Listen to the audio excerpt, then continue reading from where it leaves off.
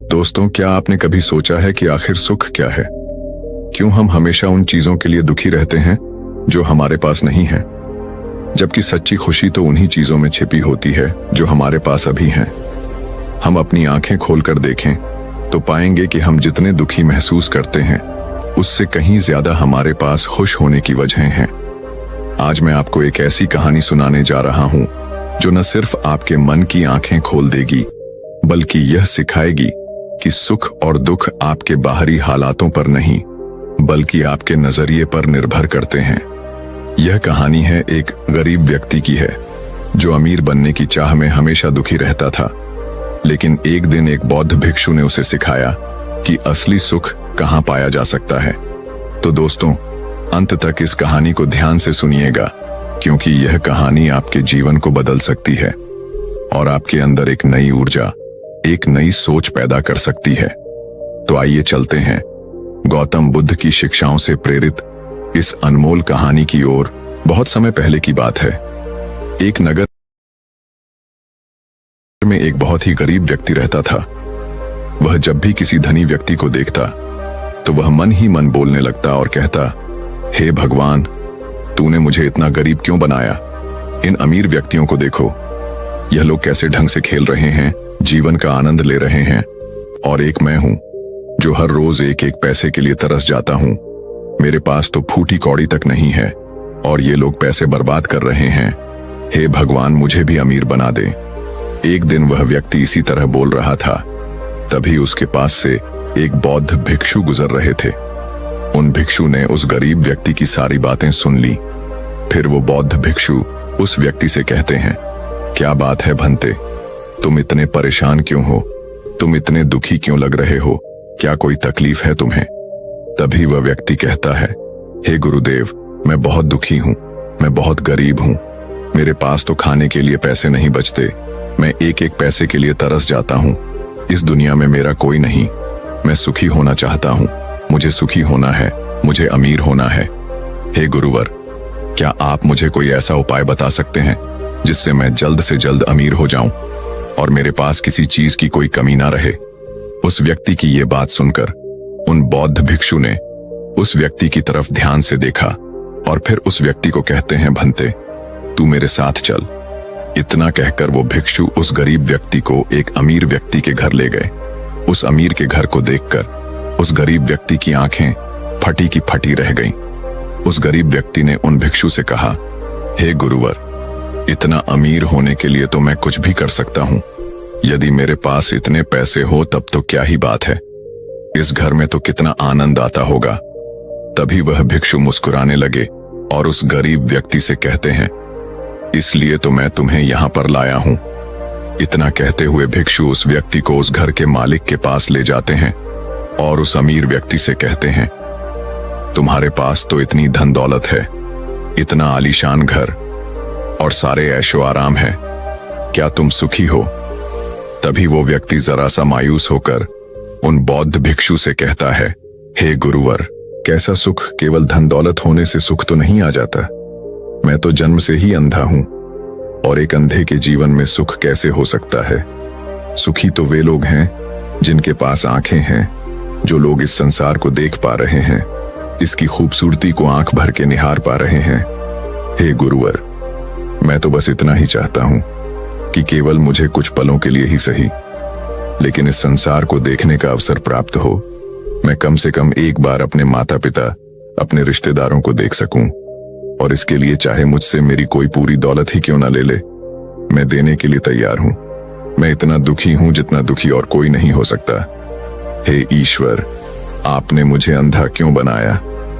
तभी उन बौद्ध भिक्षु ने उस गरीब व्यक्ति की ओर इशारा करते हुए कहा, तुम्हारे पास एक बहुत बड़ा अवसर है। यदि तुम चाहो तो केवल अपनी आंखें देकर तुम इस अन्य व्यक्ति की सारी धन दौलत ले सकते हो और उसके बाद तुम भी अमीर बन जाओगे, तुम भी सुखी हो जाओगे, तुम्हें तुम्हारा सुख मिल जाएगा और इस अंधे व्यक्ति को उसका सुख प्राप्त हो जाएगा। तभी वो गरीब व्यक्ति कहता है, नहीं नहीं गुरुवर, आप ये क्या कह रहे हैं? बिना आंखों के मैं अमीर होकर क्या करूंगा? नहीं गुरुवर, मैं अपनी आंखें नहीं दूंगा। तभी वह बौद्ध भिक्षु उस गरीब व्यक्ति से कहते हैं, एक बार फिर से सोच लो, इतना अच्छा अवसर तुम्हें दोबारा नहीं मिल पाएगा। तभी वह गरीब व्यक्ति कहता है, यदि आपके पास कोई और मार्ग है तो बताइए, अन्यथा मैं अपने घर चलता हूं।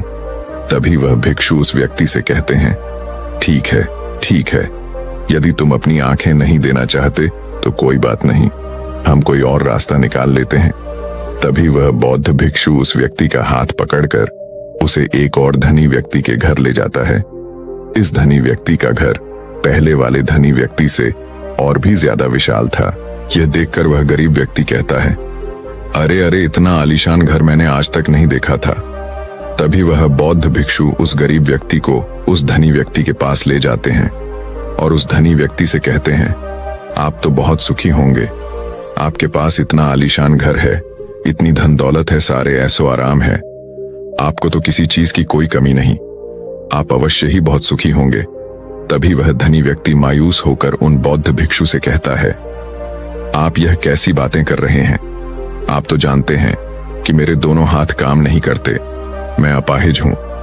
ये जो इतनी धन दौलत आप देख रहे हैं, इन्हें देकर भी मैं अपने हाथ वापस नहीं ला सकता, तो ऐसे में यह धन दौलत मेरे किस काम की? इससे तो अच्छा होता कि ईश्वर ने भले ही मुझे गरीब बनाया होता, लेकिन कम से कम मेरे दोनों हाथ मुझे सही दे देता। ना जाने भगवान ने मुझे क्यों अपाहिज बना दिया। जितना दुखी मैं हूं उतना दुखी और कोई नहीं होगा। तभी एक बार फिर उन बौद्ध भिक्षु ने उस गरीब व्यक्ति की ओर इशारा करते हुए कहा, भंते, तुम्हारे पास एक और मौका है। यदि तुम चाहो तो अपने दोनों हाथ देकर इस अमीर व्यक्ति की सारी धन दौलत ले सकते हो। क्या कहते हो, क्या तुम तैयार हो? और अब की बार तो तुम्हें आंखें भी नहीं देनी होंगी, तुम्हारी आंखें तुम्हारे साथ ही रहेंगी। तभी वह गरीब व्यक्ति उन बौद्ध भिक्षु से कहता है, अरे महाराज, आप ये क्या कह रहे हैं? एक अपाहिज होकर मैं इस धन दौलत का क्या करूंगा? क्या आपके पास कोई ऐसा अमीर व्यक्ति नहीं है जिसका पूरा शरीर भी स्वस्थ हो और उसके पास बेशुमार धन दौलत भी हो? तभी वो बौद्ध भिक्षु उस व्यक्ति का हाथ पकड़ करके उसे तीसरे अमीर व्यक्ति के पास ले जाते हैं। उस अमीर व्यक्ति के पास उसका अपना महल था। यह देखकर वह गरीब व्यक्ति उन बौद्ध भिक्षु से कहता है, हे गुरुवर, यह तो अवश्य ही बहुत सुखी होगा। इसके पास तो इतना आलीशान महल है, इसके पास तो इतनी सारी धन दौलत है, यह अवश्य ही बहुत खुश रहते होंगे, इनका जीवन तो आनंद में होगा। तभी वो बौद्ध भिक्षु उस गरीब व्यक्ति को उस धनी व्यक्ति के पास ले जाते हैं और फिर उस धनी व्यक्ति से कहते हैं, आप तो अवश्य ही खुश रहते होंगे, क्योंकि आपके पास इतना आलीशान महल है, इतनी सारी धन दौलत है, आपके पास तो सारी सुख सुविधाएं भी हैं, आपका जीवन तो आनंद में बीतता होगा। इसके जवाब में वह अमीर व्यक्ति कहता है, हे गुरुवर, कैसा आनंद, मुझ जैसा दुखी इस दुनिया में और कोई नहीं होगा। मैं आज बहुत दर्द में हूं, मेरी पत्नी ने मुझे धोखा दे दिया है, वह किसी और से प्रेम करती है जो मुझसे भी अमीर है। आज मुझे समझ आया कि यह धन दौलत कभी किसी को सुख दुख नहीं दे सकती, और जब मन में दुख हो तो यह धन दौलत किस काम की? मुझसे सुखी तो वह गरीब इंसान होगा जिसकी पत्नी कम से कम उसके साथ तो है, वह उसके साथ वफादार तो है। आज मैंने तय कर लिया है कि मैं अपनी पत्नी और उसके प्रेमी की हत्या कर दूंगा। यह सुनकर वह भिक्षु उस अमीर व्यक्ति से कहते हैं, इससे पहले कि तुम ऐसा कदम उठाओ, कम से कम मुझे भोजन तो करवा जाओ और भोजन की व्यवस्था करो, और साथ में कुछ कांच के टुकड़े भी ले आना। वह धनी व्यक्ति सभी साधु संतों का बहुत आदर करता था, इसलिए वह उन बौद्ध भिक्षु की बात मान जाता है। लेकिन वह यह नहीं समझ पाता कि आखिर उन बौद्ध भिक्षु ने खाने के साथ कांच के टुकड़े क्यों मंगवाए हैं। लेकिन जैसा कि उन बौद्ध भिक्षु ने कहा था, वह अमीर व्यक्ति उसी प्रकार खाने की व्यवस्था कर देता है। वह भोजन के साथ कुछ कांच के टुकड़े लेकर उन बौद्ध भिक्षुओं के पास पहुंचता है। तभी वह बौद्ध भिक्षु, वह गरीब व्यक्ति और वह धनी व्यक्ति तीनों एक साथ भोजन करने बैठते हैं, और उसी समय बौद्ध भिक्षु कुछ कांच के टुकड़े उठाकर उस अमीर व्यक्ति के भोजन में मिला देते हैं और उससे कहते हैं, लो, अब तुम इसे खा सकते हो। वह अमीर व्यक्ति अचंभित हो गया और उन बौद्ध भिक्षु से कहता है, हे गुरुवर, आप यह क्या कह रहे हैं? इस खाने में तो कांच के टुकड़े आपने मिलाए हैं, इस भोजन को मैं कैसे खा सकता हूँ? यदि यह भोजन मैं करूंगा तो इससे मुझे बहुत तकलीफ होगी और हो सकता है कि मेरी मृत्यु भी हो जाए। तभी वह भिक्षु मुस्कुराने लगे और उस अमीर व्यक्ति से कहते हैं, तुम्हें यह बात तो समझ में आ गई, लेकिन तुम्हें यह बात नहीं समझ में आती कि अगर इस भोजन को खाना है तो इस भोजन के कांच के टुकड़ों को तुम्हें निकालकर अलग करना ही होगा। तभी यह भोजन तुम्हारे खाने योग्य बनेगा और तब यह भोजन तुम्हें कोई तकलीफ नहीं देने वाला, बल्कि तुम्हें सुख ही प्रदान करेगा। इस पर वह अमीर व्यक्ति अचरज में उन बौद्ध भिक्षु से कहता है, हे गुरुवर, आखिर आप क्या कहना चाहते हैं? तभी वह बौद्ध भिक्षु उस अमीर व्यक्ति से कहते हैं, ऐसे लोग जो कांच के टुकड़े के समान हैं, यदि तुम उनके साथ चिपके रहोगे तो तुम्हें दर्द तो अवश्य ही होगा। जिस प्रकार यह कांच का टुकड़ा मिला हुआ भोजन तुम्हें दर्द प्रदान करेगा, इसलिए इसका समाधान तो यही है कि तुम इन कांच के टुकड़ों को भोजन से अलग कर दो और जो है उस पर ध्यान दो, अर्थात कि तुम उन लोगों को भूल जाओ जो तुम्हारे जीवन में नहीं है और उन लोगों पर ध्यान दो जो इस समय तुम्हारे साथ है। जैसे कि तुम्हारी पुत्री, वह भी तो तुम्हारे प्यार की भूखी है। क्या तुम्हारा यह कर्तव्य नहीं है कि तुम उसका ख्याल रखो, उसकी परवरिश करो?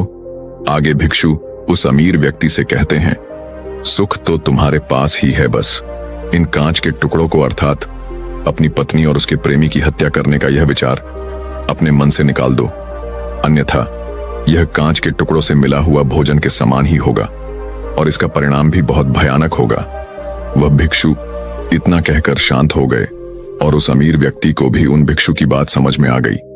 उन्होंने तुरंत ही उन बौद्ध भिक्षु के चरण छुए और वह अमीर व्यक्ति कहने लगा, हे गुरुवर, आपने मुझे पाप करने से बचा लिया है, मैं आपका बहुत बहुत आभारी हूं। उसके बाद वह भिक्षु उस गरीब व्यक्ति को लेकर आगे की ओर निकल जाता है। तभी रास्ते में वह गरीब व्यक्ति उन भिक्षु से कहता है, हे गुरुवर, क्या इस दुनिया में ऐसा कोई नहीं है जो सुखी हो? तब वह भिक्षु उस गरीब व्यक्ति से कहते हैं, भंते, आखिर तुम सुखी क्यों नहीं हो? इस पर वह गरीब व्यक्ति कुछ देर के लिए सोच विचार करता है, लेकिन उसके पास कोई जवाब नहीं होता।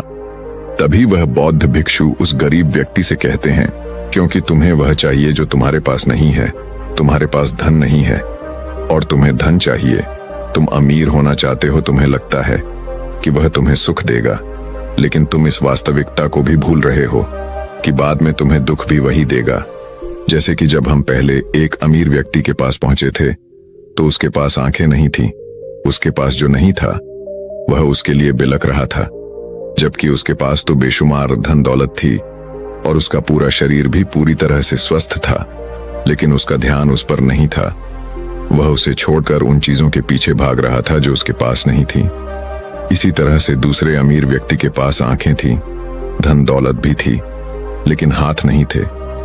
इसी प्रकार जो चीज उसके के पास थी वह उसका आनंद नहीं ले रहा था, बल्कि वह तो इस दुख में था कि उसके पास उसके हाथ नहीं है। और ठीक इसी प्रकार से तीसरा अमीर व्यक्ति भी दुखी था, क्योंकि उसके पास तो धन दौलत भी थी, ऐशो आराम भी था और उसके पास तो उसका पूरा शरीर भी था। वह पूरी तरह से स्वस्थ और तंदुरुस्त भी था, लेकिन फिर भी वह दर्द में था, क्योंकि उसे उसकी पत्नी ने धोखा दे दिया था, जो उसकी कभी हो ही नहीं सकती थी।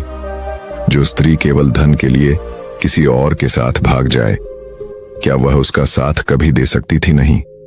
लेकिन उस अमीर व्यक्ति के पास जो था, अर्थात उसकी पुत्री, वह उसके बारे में सोच ही नहीं रहा था। आगे वह भिक्षु उस गरीब व्यक्ति से कहते हैं, अमीर गरीब होने से दुख और सुख का कोई मतलब नहीं होता।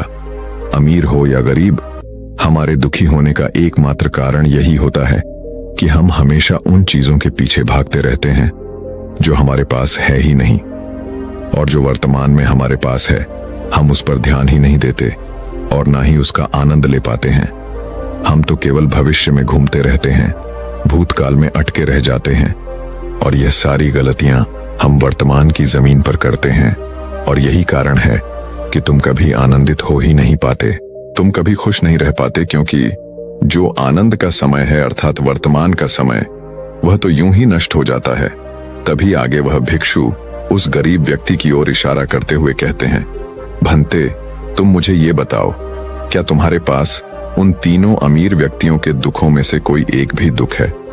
तभी वह गरीब व्यक्ति सोच विचार कर उन भिक्षु से कहता है, नहीं गुरुवर, मेरे पास उन अमीर व्यक्तियों के दुख में से कोई भी दुख नहीं है। इस पर भिक्षु उस गरीब व्यक्ति से कहते हैं, तो फिर तुम दुखी क्यों हो? इसका जवाब देते हुए वह गरीब व्यक्ति उन भिक्षु से कहता है, हे गुरुवर, भले ही मैं उनके मुकाबले सुखी हूं, पर क्या धन कमाना या धन प्राप्त करने की इच्छा नहीं होनी चाहिए? क्या मुझे अपने वर्तमान को इसी तरह से स्वीकार कर लेना चाहिए? क्या मुझे हमेशा इसी तरह से गरीब रहना चाहिए? तभी भिक्षु मुस्कुराते हुए उस गरीब व्यक्ति से कहते हैं, वर्तमान में वर्तमान क्षण का आनंद लो। वर्तमान में ही ऐसे कर्म करो जिससे तुम्हारा भविष्य सुधर सके, लेकिन ऐसी चीजों के पीछे व्यर्थ समय ना गवाओ जो तुम्हारे पास आज नहीं है। जो तुम्हारे पास आज है उसका आनंद लो, और जो तुम पाना चाहते हो उसके लिए केवल कर्म करो, और उस कर्म का फल तुम्हें भविष्य में मिलेगा। यानी इसकी चिंता में भी मत करना, क्योंकि यदि तुम इसकी चिंता में रहोगे तो कभी सुखी नहीं रह पाओगे। भले ही हालात कितने भी बुरे क्यों ना हो, केवल अपने आज पर ध्यान दो और अपने कर्म पर मन लगाकर करो। इतना कहकर वह भिक्षु शांत हो गए, और गरीब व्यक्ति को भी उन बौद्ध भिक्षु की बात अच्छी तरह से समझ में आ चुकी थी। वह ये समझ चुका था कि अब से उसे अपने वर्तमान पर ध्यान देना है, उसे अपने वर्तमान को सुधारना है। उसके बाद उस गरीब व्यक्ति ने उन बौद्ध भिक्षु को प्रणाम किया और वापस अपने घर लौट गया। अब से वह गरीब व्यक्ति यह सोचकर हमेशा खुश रहने लगा कि कम से कम वह उन 3 अमीर व्यक्तियों से अधिक खुश है। उसके पास अधिक खुशियों की वजह है। हाँ, यह बात और है कि उसके पास धन नहीं है, लेकिन उसके पास ऐसी चीजें हैं जो धन से कहीं ज्यादा कीमती हैं, और वह है उसका पूरा शरीर जो पूरी तरह से स्वस्थ है। दोस्तों, मैं उम्मीद करता हूं कि यह कहानी सुनने से आपके जीवन में अच्छे बदलाव आए होंगे। दोस्तों, इस कहानी से आपने क्या समझा? अपने विचारों को, अपने भावनाओं को एक कमेंट के माध्यम से जरूर बताएं। क्या पता आपके एक कमेंट से किसी का जीवन बदल जाए। धन्यवाद।